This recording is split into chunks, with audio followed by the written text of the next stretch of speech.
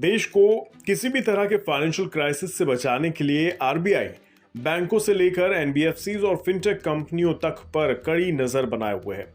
आए दिन नियमों के उल्लंघन पर देश के छोटे बड़े बैंकों पर आरबीआई के जुर्माना लगाने की खबरें आती रहती हैं। इसी कड़ी में मनी लॉन्ड्रिंग के शक में पेटीएम बैंक पर भी हाल के दिनों में आरबीआई ने कड़ी कार्रवाई करते हुए उसे सेवाएं बंद करने के निर्देश दिए थे। इसी तरह अब अगला कदम भारत में यूपीआई सेगमेंट में छाई विदेशी फिनटेक कंपनियों के दबदबे को खत्म करने पर हो सकता है।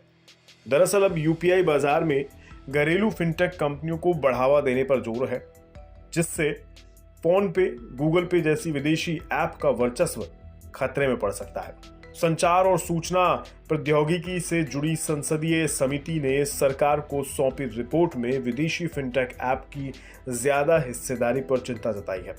इस समिति ने घरेलू ऐप को बढ़ावा देने की सिफारिश की है।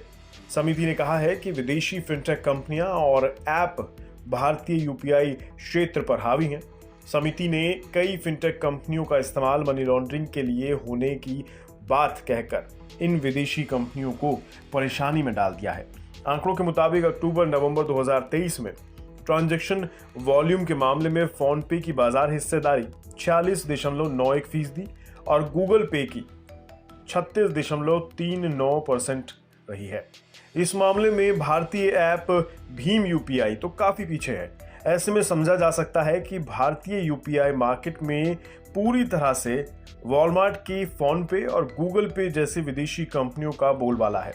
National payment corporation of India यानी एनपीसीआई ने अगले साल से यूपीआई लेन देन की संख्या के आधार पर घरेलू बाजार में फिनटेक ऐप की हिस्सेदारी अधिकतम 30% करने का प्रस्ताव दिया है। वहीं समिति ने अपनी रिपोर्ट में कहा है कि विदेशी कंपनियों के मुकाबले भारतीय फिनटेक ऐप पर निगरानी रखना आरबीआई और एनपीसीआई के लिए ज्यादा आसान होगा।